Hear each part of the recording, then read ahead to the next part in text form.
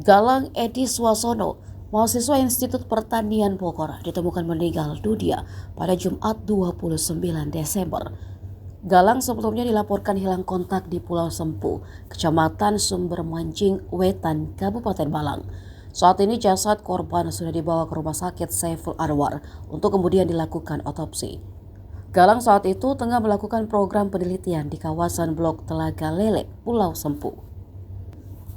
Kronologi hilangnya korban bermula saat melakukan penelitian di lokasi kejadian pada Rabu 28 Desember.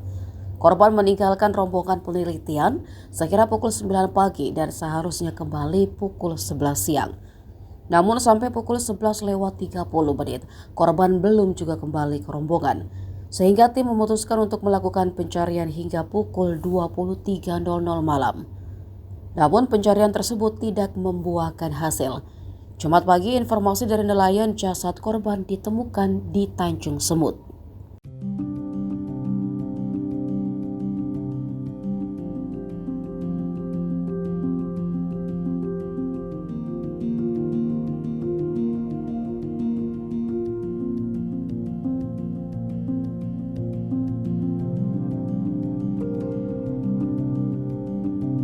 Download Tribun X sekarang, menghadirkan lokal menjadi Indonesia.